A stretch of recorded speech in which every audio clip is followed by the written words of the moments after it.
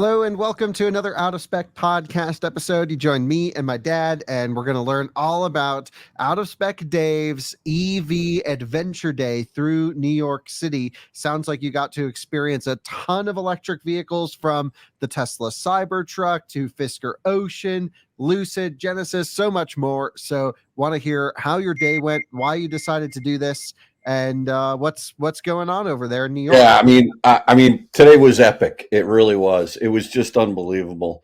I had seen that you went out last night or yesterday to see the Cybertruck, and I didn't realize that there was one here in New York. So I was like, "Are you kidding me? I'm going." So I took off this morning. I don't even know what time I woke up, and I was downtown at the meatpacking district, site, the Tesla store down in Manhattan by 9 a.m. There was no one down there. I love that section of town when it's early in the morning like that, and it's a great time. Got a parking spot right out front, and I saw the Cybertruck. Not only did I see the Cybertruck, but I was able to really experience it and get to feel what is it like. Because I'll tell you what, Kyle, when I first saw that, when you were at that event out wherever the heck you were when they announced it, I thought it was a joke when they rolled it out. I thought it was like some paper mache project from some junior high kid. And I was like, yeah, okay, that's not really it. When are they going to roll out the real truck? And ever since then, I've been sort of not too high on it. But I will tell you, I was very pleasantly surprised in person what it looks like. Now, you know me, I like a lot of different things, and when I see them, I got to get that. I'm not so sure this is the right truck for me, but I'm 100% sure this is the right truck for you. And we got to figure out how to get one of these suckers, because man, oh man, it's crazy. I met some really nice people, some real characters today. The Tesla family they're not shy. And there's one guy in particular, he's great. You'll see him in the video I'm going to release tomorrow. I'm just editing right now. But epic day, really good. Not a huge line to get in the door at 10 a.m. As a matter of fact, there were only about 9 people in front of me, and it was cold. So I was sitting in my X, out front waiting for them to let everybody in. They took everybody's name. You had to register, and I thought I've not seen that before. I've never experienced that up at Mount Kisco. And even if you weren't there to see the Cybertruck, they were still taking your names and asking you why you were there. So yeah, good day. So was that in New York City, in Manhattan? And Yeah, yeah. Okay. And there were only 9 people. There were only 9 people online. So they open at 10 a.m. So I got there at 9, thinking I was going to be, way in the back of the line, and there really weren't that many people there. And Was it I don't the know first day it was on display in New York? No, it was on someone tweeted me, "Oh, Dave, I wish I had known, I went there yesterday." So it was at a minimum Friday it was there. I just don't think a lot of people know that they have it.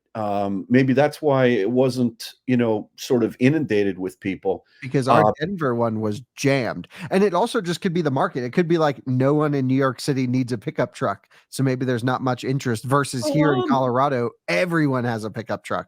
Yeah, no, listen, the New York City, I mean, listen, we've got farms here in New York. We've got people that are going to use these on the job site. I don't know, but I did run into one guy that drove down from Newburgh, New York, and he was all pumped about it. A lot of people that were there had orders. Come here, Bailey. A lot of people that were there had orders for the truck. She's going to help me edit here. Okay. And they were all excited about it. And I was like, "Hey, what number are you?" Like, I don't know. I don't know if I'm going to get this thing for another 3 or 4 years. So that's surprising. So you have a reservation then? Who, me? Yeah. No. I was asking other people, like, when they thought they were going to get their truck. But Kyle, listen, you'll see it in my video tomorrow.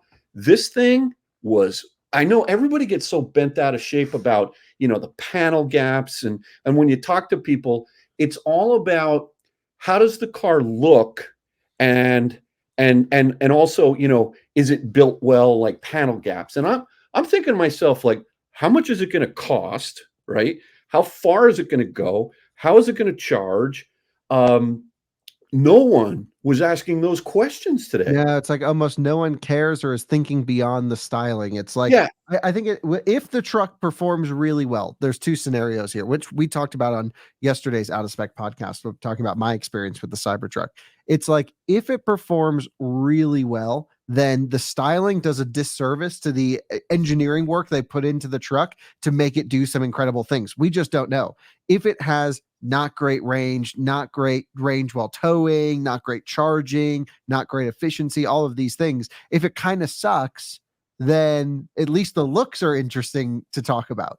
I yeah, just hope they've got the whole package dialed in. I'll tell you what, I think they've got enough demand for 2 years worth of people that even if the truck sucks, Yeah. they're gonna sell 2 years worth of these things just because it's like it's insane, right? It looks like I put this in my video. It looks like something out of a Tron movie. If you saw it driving down the road, you'd be like, "Where are they making the movie?" Right? Because it just doesn't look like something you'd see on the road.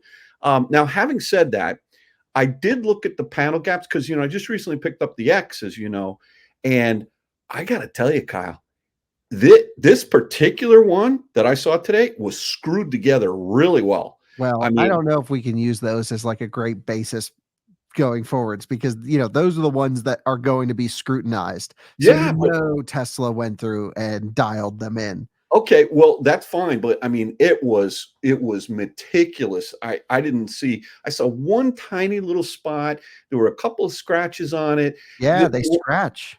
They scratched. You know what scratched was the black molding around the wheel wells, Yep. like in front of the camera. There were some pretty nasty scratches on those. The And stainless then steel on ours was scratched here in Denver.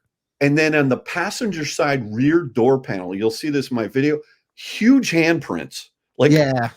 what in the hell? I mean, so this is like this reminds me. Remember, we used to have that stainless steel refrigerator up at the house in Vermont, right?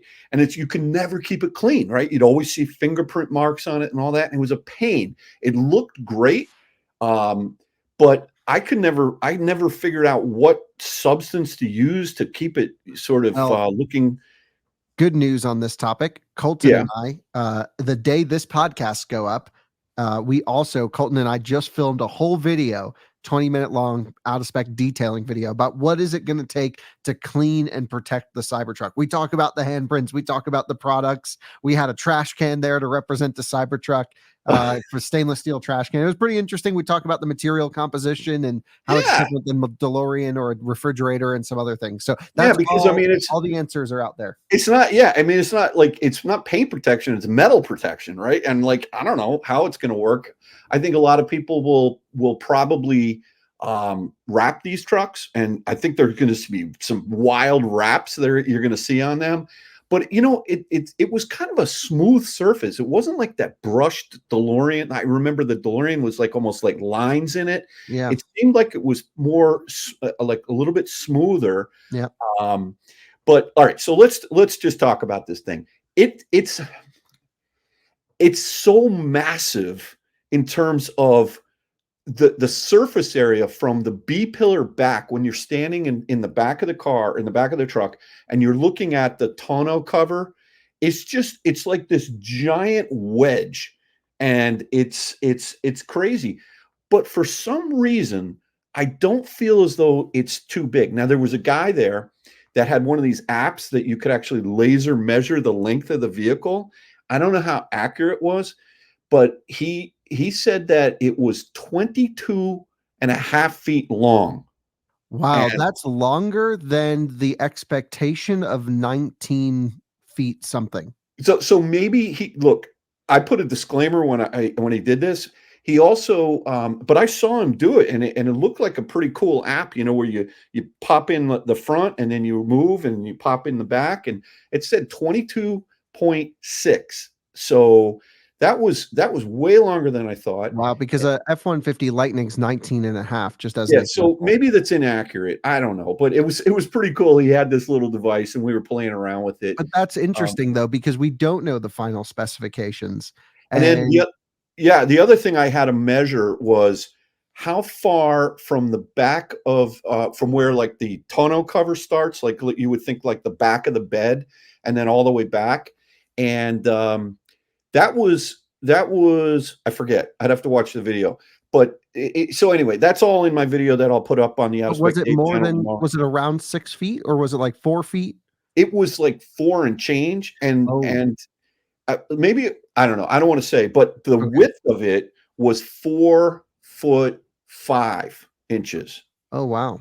And I Okay. would have expected that to be a little bit wider. I had to measure it 3 times, and it was 4'3", 4'5", 4'4". So it was somewhere right in there. But you couldn't see the bed. You could just see the No, they exterior wouldn't shell. open. So a couple things. They wouldn't open the doors. They wouldn't open the tonneau bed. Um, and but it's got a square circle type squircle steering wheel. Yeah. It had a it Did it had have a rear view mirror? it did have a rear view Yeah, mirror, so did ours. but Kyle, unless I don't know how you're going to see out of the back with that rear view mirror just from the angles, unless it's a video, you know how they have those video camera ones, um, like in the what was the other? In the Fisker Ocean, it has 2 modes you can actually use it in. Yeah, but so many cars do. Even a Bolt So has yeah, that. but so I would imagine it's got one of those in there. I don't But know. what It was seems nice, expensive. I think Tesla wouldn't do that. I don't know. I mean, I really don't know, but it had a front camera, okay, which I know that's been confirmed, obviously. Um, but the interior was pretty nice. It had black seats, white piping, white panels on the door, Yeah, white that's going the across white the top. interior. I thought it looked pretty sweet. Like not having white seats, it felt appropriate to have the black seats with all the white trim, which I liked. And I couldn't really see in the back seat because the rear doors had a darker tint than the front windows did, Yep. and I couldn't really see in there very well. Did you get the Uh, VIN? I didn't try. Um, Okay. yeah, I don't believe I probably could have Yeah. zoomed in, but yeah, I didn't really try. Let's just think. Well, the wheel covers gotta go. Oh man, are those things nasty? And they got big gaps between the rubber. They were 265, 65 20s, and 285, 65, 20. what was that? 285, 65, 20. Well, maybe the rears, but the fronts were 265, 65 20. Really? Yeah, without a doubt. I didn't look at I thought it was a square stance, so I didn't even check the rears. But the front was a Huh. 265, 65 20.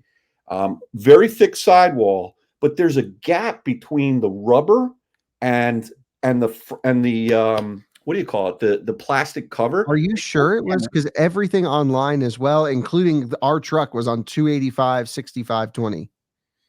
So that would be like maybe an arrow option or a I don't different know. spec because I the bet ours was on 285 square. these wheel covers look like arrows, which So makes no I'm sense. surprised you don't like the wheel. I love the wheel covers. Uh, I don't know, Kyle. I would have thought they would have real wheels, but here's the They thing. do. You It just pull them off.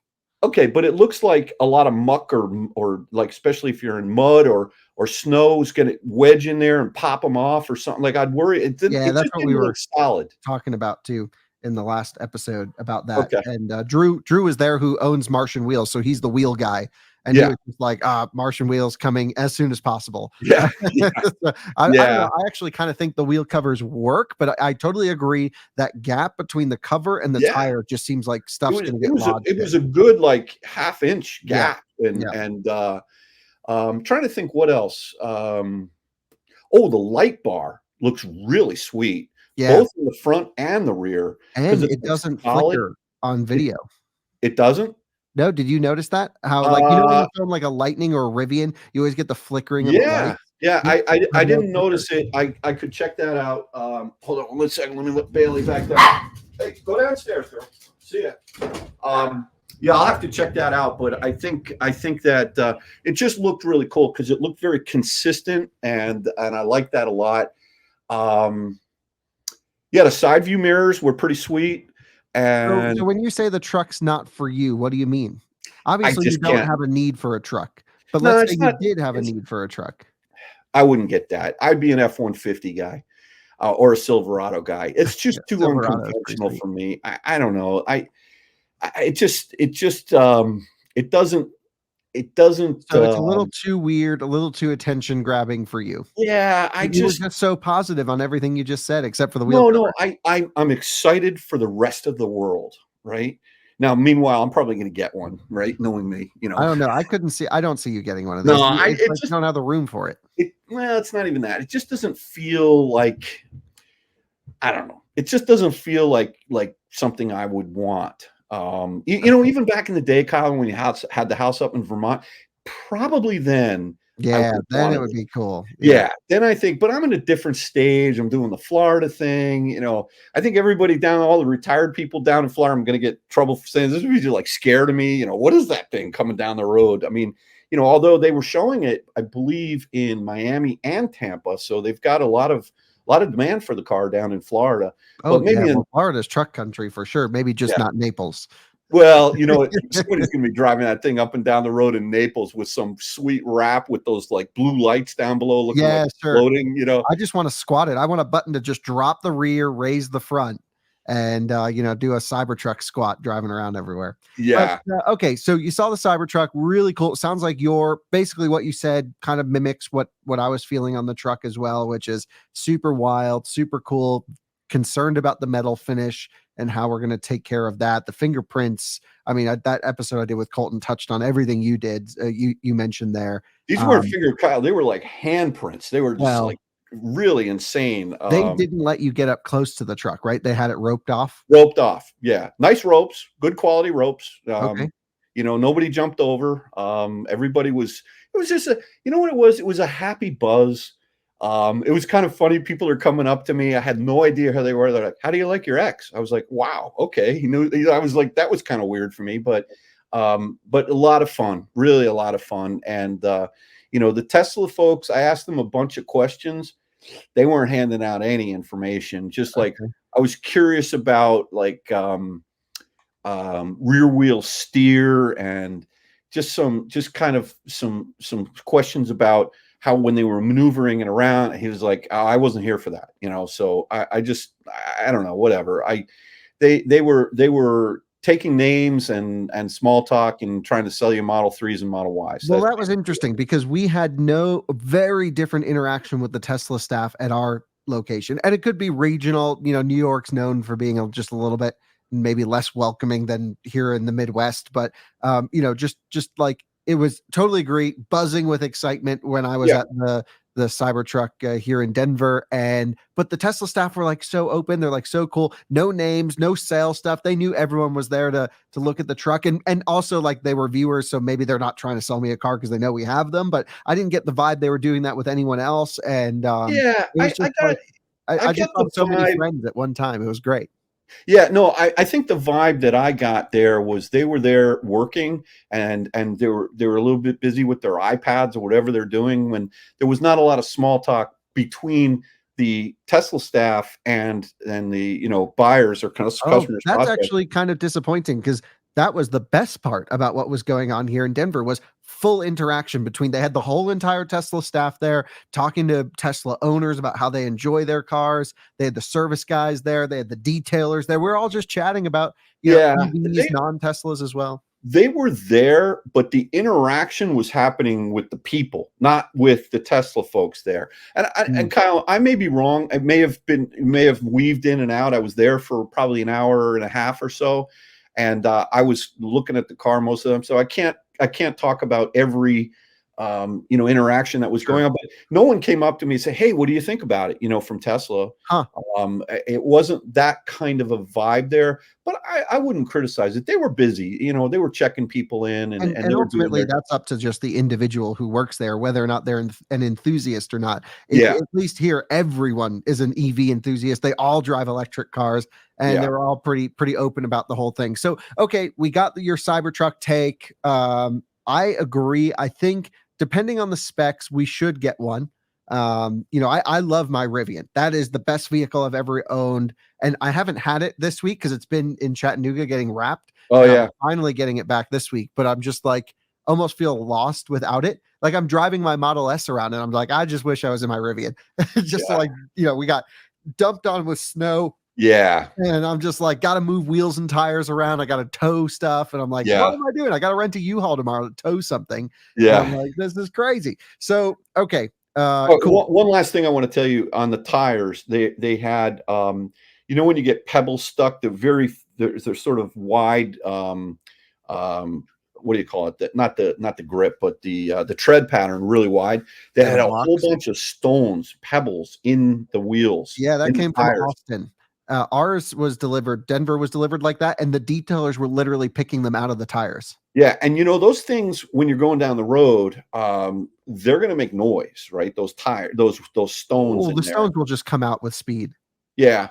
Well, whatever. It was dusty too. That was the other thing. Dusted off. I was like, give me the duster. But anyway, let's move on. So I went over Yeah.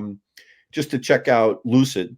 Because if I'm down there, I want to see. And I was like, maybe they have a gravity there. So I walked in, they're like, hey Dave, how's it going? I said, where's your gravity? Nah, we don't have one. Do you No, they like only have like some really early prototype ones, but they are going to be in Manhattan. Lucid's doing a thing at Manhattan Classic Car Club, Yeah, yeah. like when we went, but we also didn't get the invite. But the other people will be there, so that's okay. Yeah, and they had one of those blacked out ones there. It was red, the red color with I forget what they call it. Yeah, Looked like the pretty stealth sweet. package, I think. Yeah, the stealth package, right? Exactly. And it looked pretty sweet. The Zenith red, so like that maroon That's purpley right. red. Zenith That's a red great color. with the stealth package, and it had I think those tan like baseball glove leather seats. Oh, nice. Good spec. Pretty cool spec. And they had another one. They had two in the showroom there. And I had as a I was Pure I leaving, saw outside. yeah, and you know what was wild? I didn't stay very long, but because I've sort of, I kind of understand that brand, but I was just asking what's new and all of that, and they seemed to be pretty upbeat and busy in there, which was nice. And then one of the guys who I saw at an event up at a hotel in Greenwich, he said, "Hey Dave, there's a pop-up store on 14th Street with the Fisker Ocean, and you should check it out." So I was like, "Oh, that's great," because I remember when we were in San Diego, they had a Fisker Ocean there, one, A very and early one. a very early production, and so I wanted to see what they had, for real production cars. So I walked over. Beautiful location, really Oh, nice. really? Okay. Absolutely. Dedicated, like when he said pop up, I thought like, like a pup tent on the side of the road with a couple of cars on it. No, this was like a real deal, beautiful location. I shot a video there.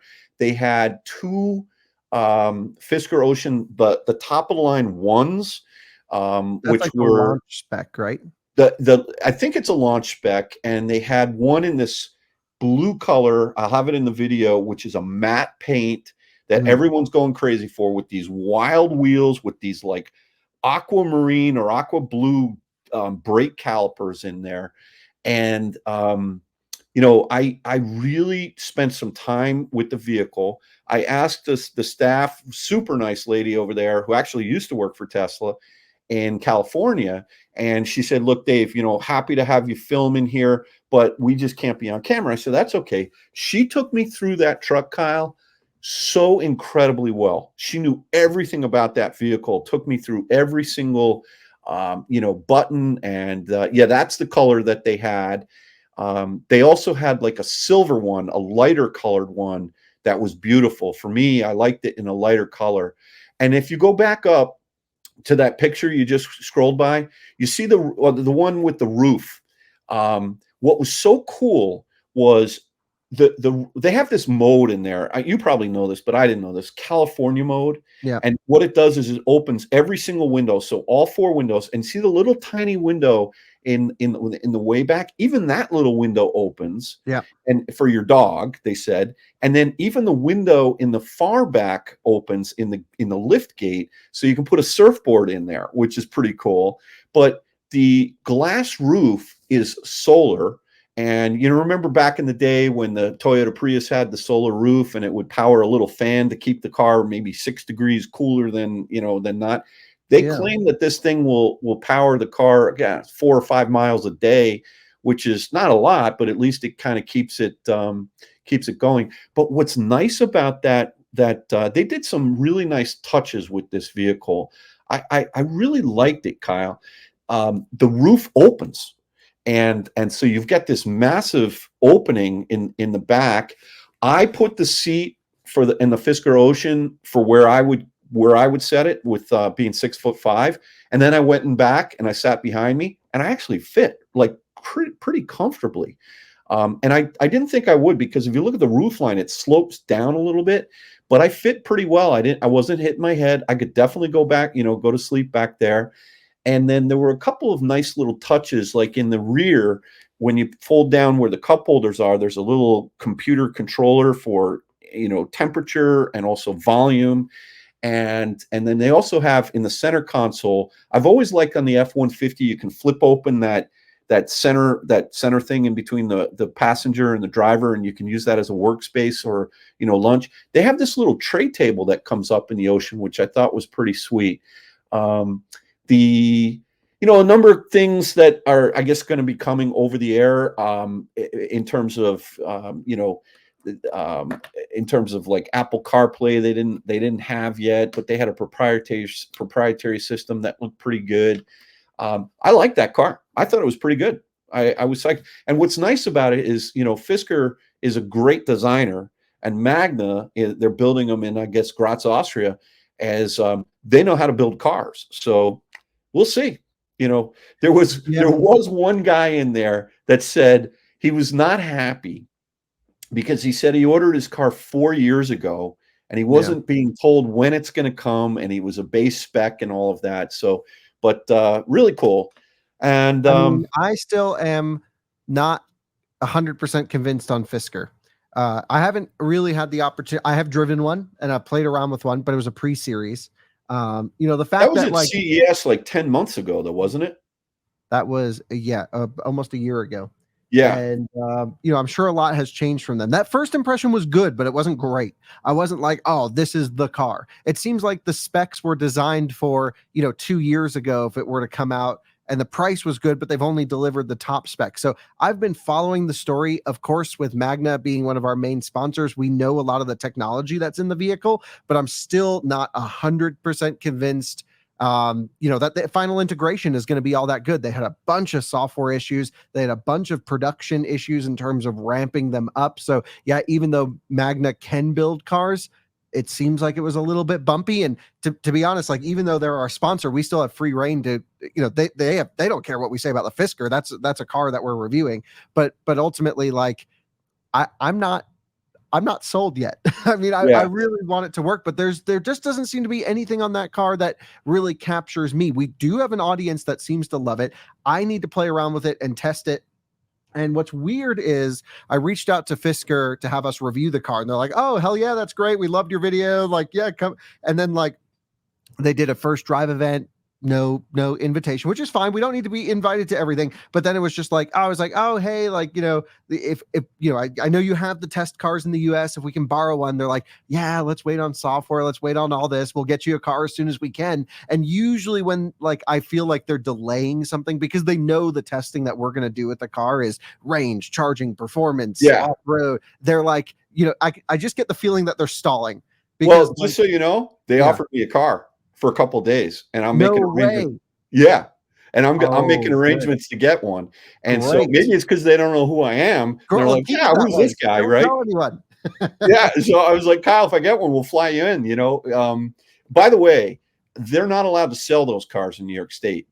And really? They don't have a dealer license. No. So when I asked her about pricing, she's like, you have to look it up online.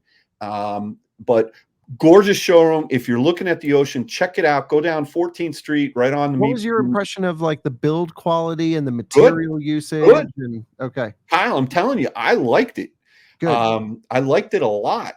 And there's something, I don't know, there's something about that vehicle just feels, I don't know, like I went over to Genesis House again just for a little while just to check out and see what they had from an electrification standpoint. They had a G70 electrified with made up with this G70. not a GV70. They did have a GV70 electric. They also Okay. had a G70 electric. Well, that would be the first we're hearing of that car. Okay, well, they had one, Are you and it sure it was. wasn't a G80 electric? Now you got me.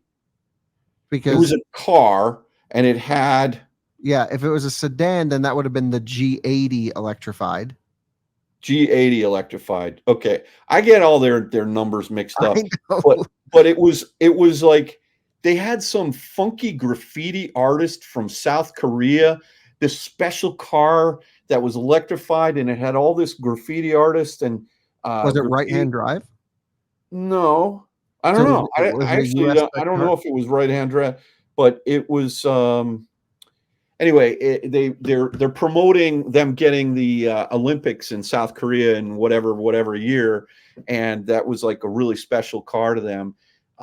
They had first of all, again, Genesis House is just an amazing facility. They have a 5-star restaurant upstairs with a library, and it's the way they showcase their cars there. It's not a place to buy them. Deep pockets, big money going into this facility. I highly recommend you go check it out. They had a G60 there. I'm sorry, GV60. They had a GV80 electric. Is that right? Nope. GV70 electric. GV70 electric. They had one of those, and just it was good to go back in there. I shot a quick video, just an update of the facility and the way they demonstrate all their cars. They look good, but there's something, I don't know. There's just something sort of missing after having that car. I think maybe it's just the missing European pedigree from that sort of bothers me a little bit. I mean, they had a G90, like a GV90. I looked inside that thing, There's and no GV90. so what was it? GV80, big one. The big SUV or the sedan? Yeah, big SUV. That's GV80. GV80. Okay, I looked inside there, Napa leather. It looked it looked really good, but when you go and you look at the BMWs or the EQSs or whatever, the European cars, and even to a large extent, dare I say, the Polestars, which we'll get to, there's just something that's missing with this Genesis brand after owning it, and I really can't put my finger on it because it is a great car. On paper, it's amazing. The facility's amazing. I don't know. There's just something that doesn't connect with me emotionally, maybe is what it is. I just feel like it's not genuine. So when I drive a Genesis, which I've driven all of them, and Yeah. of course you've owned them, I always feel a bit like how I feel when I have to put a button-down shirt on, which is like I have to act like I don't know, like I'm dressed up, but Yeah. it's not me, and so it's Yeah. like it's a luxury car, but it's not actually luxurious. Yeah. So I just feel like it's a dressed up Kia in some sense. The software is not good in those cars. The sound systems are okay. Like they have some good things going for them. But this whole like really trying to push this image of luxury and I know all the Genesis like marketing people and stuff, and they like rent out the nicest restaurants and do these crazy things. And then I think about who's buying a Genesis, and it unfortunately still is the people who can't afford a Mercedes. I know you'll disagree with that, but that's my No, I'm impression. not. It's like, I guess look at, if you look at how Mercedes is having trouble selling their cars, and put me in the negotiating table. I think I'd beg to differ. I think you could probably get them for equal price, but there's something just it's a Hyundai, right? And not that there's anything wrong with that. It's a Kia, right? It's just there are fancy. material differences. Like for I example, know. the GV60 has an entirely different front end, geometry than the Ionic I 5. get that. I get that. We can move on. Anyway, great facility. It was nice to be back in there, and it was great. And then where did I go? I went up to Polestar. Now the thing about it is Polestar. I called over there yesterday to Westport, and I wanted to try and see if they had a Polestar 3 because I hadn't seen the vehicle yet. I've read about it, and I know you drove it. I think also Nope, you didn't drive it? haven't driven the 3. There's no driving units yet. Oh, okay. I'm mistaken. But I hadn't seen it, and I wanted to see it in person. And so the Noah, who's the sales manager in Westport, Connecticut here, he's like, Dave, he knew of you, and he knew you having the Polestar 1, because Jonathan, who's actually a salesman in New York City, he watched your video when you did the cross country with our Lucid, I should say, and when Alyssa was driving the Polestar behind you, and they know the car, and so he Well, said, it's like Dave, one of like, I don't know how many Polestar ones are in the US, but I think it's pretty easy for everyone to know every car. there's 500, I No, think. that's what Polestar says. I don't buy it. I think there's a lot less than that. Well, they had so what Noah said is, Dave, you really should go down to the city and check out our location, because it's a dedicated location. It's not like it's, a Volvo dealer with they got the Polestar on the side or anything like that. And this facility was really, really nice. Not huge. They had 3 cars in there. They had a Polestar 1 white, and it was up on a pedestal, which was really, really nice. First of all, where they put the location of this Polestar dealer is up by Lincoln Center. So it's over by West End Avenue, basically right off the Hudson River. And it's a completely different sort of vibe up there than everything it seems like EV Central is down in the meatpacking district with New York City right now. And they deliberately picked this spot. It's almost kind of got a museum vibe to it, as opposed to a car dealership. Is Now, this a photo of it here that I have pulled up? So this is the spot that I went to, I think, years ago. Polestar no, Manhattan. that's not it. No. Is this it? Yes. Yeah, that's cool. Yes, that's it. It's a nice facility, and you can see they had the Polestar 3 over on the left underneath that L. They had a Polestar 2, and then they had the Polestar 1 up on a pedestal. And all so of they did have a 1 there. What was the spec? What was the spec? You'd have to tell me like the different specs. Well, I have it all What documented. color was it? White. Every car was white. Was it matte white like mine, or shiny white? Matte white. Cool. And it had gray seats or black seats? Now you're catching me. Hold on. Yeah, grab a I saw so many cars today, Kyle. I mean, yeah. like, well, it would be cool. Gray seats. Oh, no way. It's my car's twin. It looks sweet. Well, you've seen this one. Yeah, no, absolutely. But the whole showroom just clicked together. It felt so synergistic in the sense that, 3 white cars, and they had, and what's interesting is also all the cabinets that they have in this location. You push a button and they motorized come out, and then they show you like the Öhlins shocks or the tires or the wheels. I mean, really, really nice display there. I was super impressed. And the guy, Jonathan, who's a senior sales guy there, he worked up the ranks as a delivery specialist and a tech specialist. This guy knew his stuff. He knew all the specs, and it's so refreshing to walk into a place like this, and the guy just knew his stuff. And I actually just asked questions and just let him roll. And he was great. I filmed 2 videos there. The first one that I filmed was about sort of the brand and what is Polestar and who are they, and what is this location and what is their relationship between them and Volvo and Geely and all of that. And then just sort of an overview of all their cars. And then I did a dedicated deep dive video just on the Polestar 3.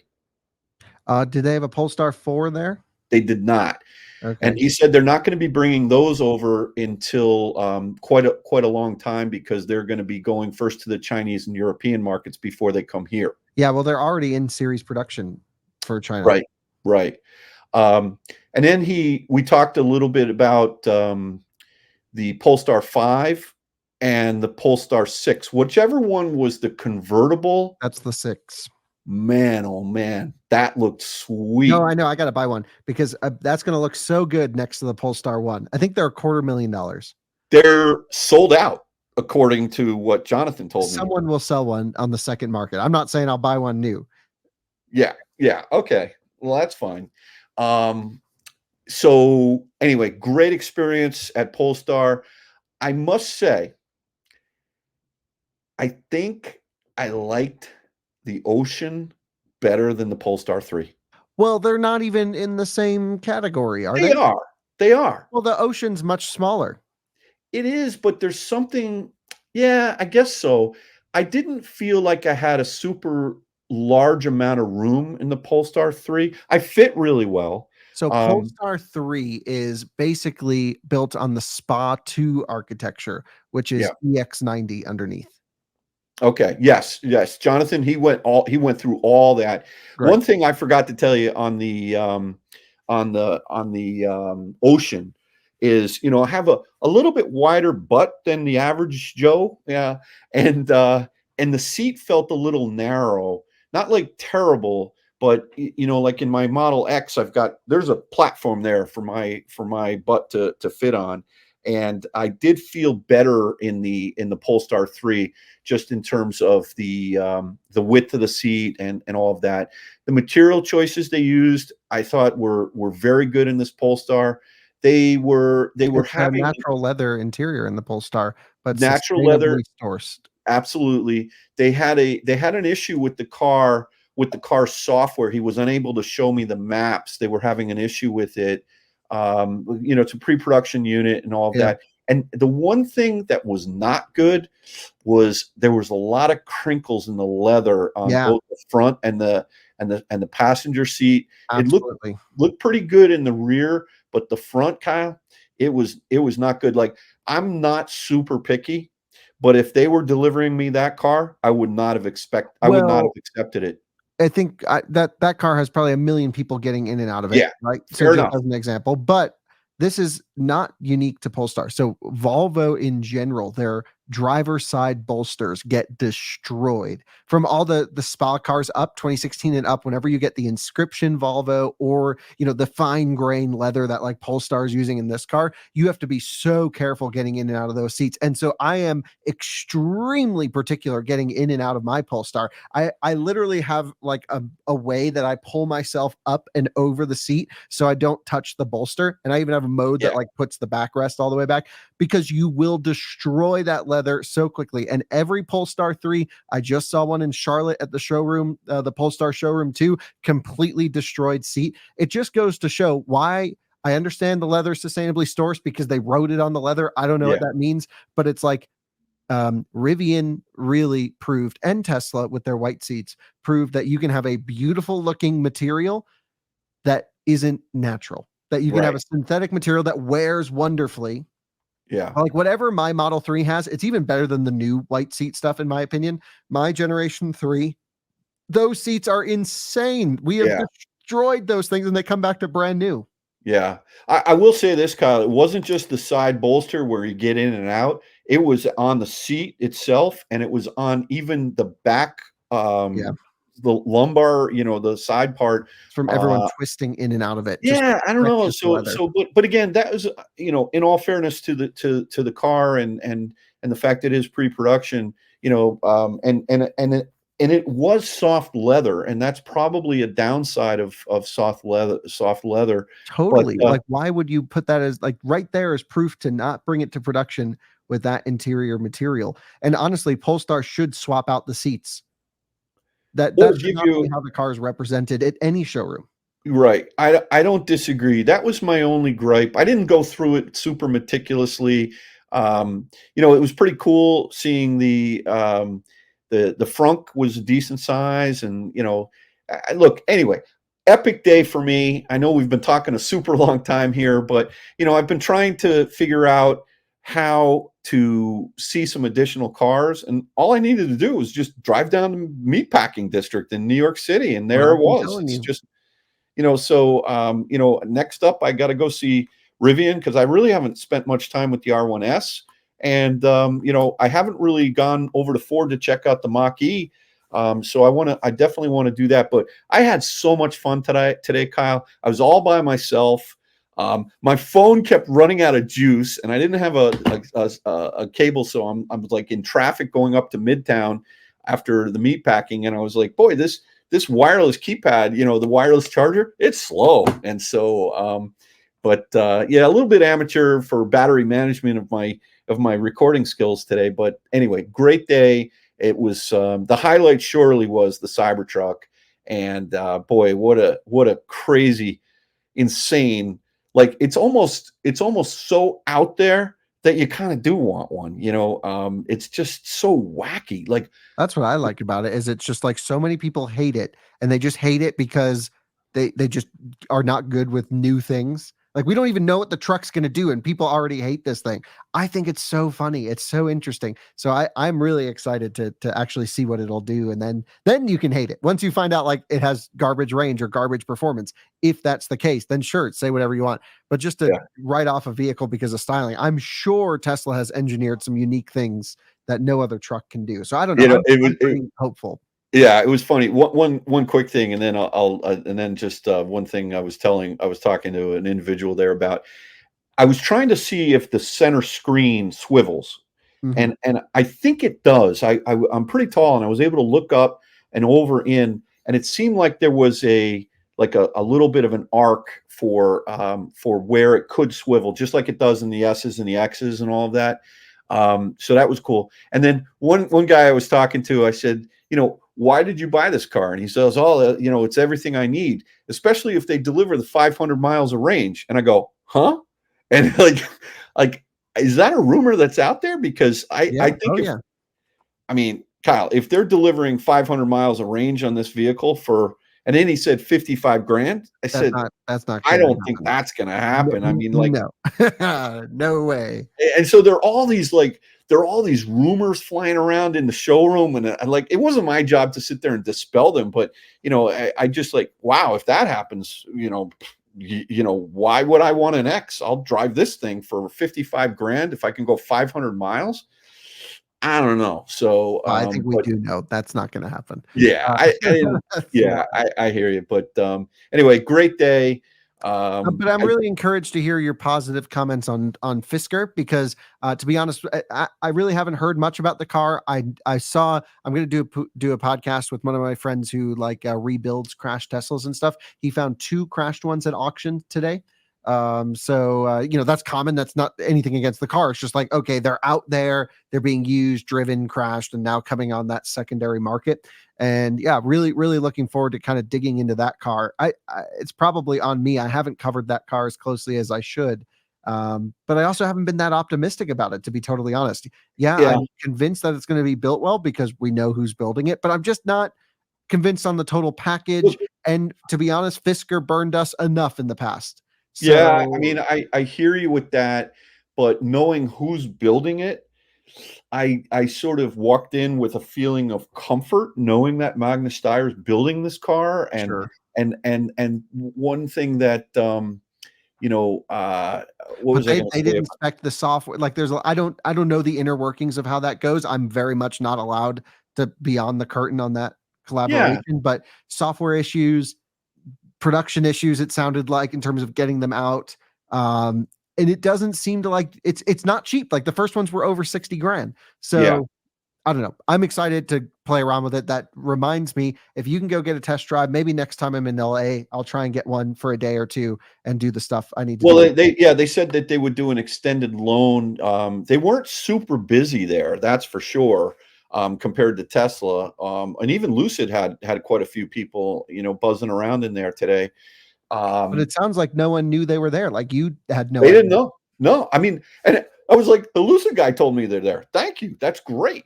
Um, Look, I like the design. I like that vehicle. There was something else I was going to say, but that's okay. I forget what it is. But check it out. I think you're definitely gonna be impressed with that vehicle. So, Okay, good. I hope so. I hope it does everything it needs to do. oh, I do remember the top Mac Daddy one, 360 miles of claimed range. The Yeah, next one down, 350 miles of range. right. That's kind of weird. And then they have a front wheel drive option, which is like 270. Yeah. So front wheel drive in an EV. Last one I had was the Dave Kona. Remember that? We would light up those tires. So Yeah, I think, traction control management's gotten better. I know the guys who tuned that drivetrain, okay. and I gave them just as much crap as anyone else, being like, "Why would you bring a new EV to the market and make it Yeah. only front wheel drive? This is so stupid." Polestar Yeah. tried that and they realized they were wrong and went rear wheel drive. Same with Volvo. And I was like, "This is not the answer." There, because it's built on an existing platform, there was a cost reason as to why. Sure. And ultimately, I think if you're a driving enthusiast, you're not going for the front wheel drive version anyway. So maybe it doesn't matter. Not to defend the car, Yeah. but I agree. No, That's a I was bad just a little decision. surprised to hear front wheel drive, but all right, Kyle, listen, I got to get back to editing. So I get my Cybertruck video up tomorrow, and great day today. So really enjoyed it. Yeah, glad you had fun. Thanks for talking to me about your EV adventure day. Always good to catch up. And well, I'm glad you got to see the Cybertruck. So I'm about to leave tomorrow. I'm gone for a week. Part of that week travel is to see the Cybertruck in Austin. So I'm very much looking forward to that. Right, right. Well, yeah, I wish I could go with you, but enjoy that, and I'm sure like we always do, we'll be talking a lot. Appreciate you having me on this podcast. It was just a measly 50 minutes, no big deal, Yeah, So, no problem. It's a podcast. People are meant to listen. It's okay. So yeah. thanks for listening for as long as our viewers did. If you've made it to this point, and we'll see you all on another one soon. Bye bye. All right. Take care, Kyle. Have a good night.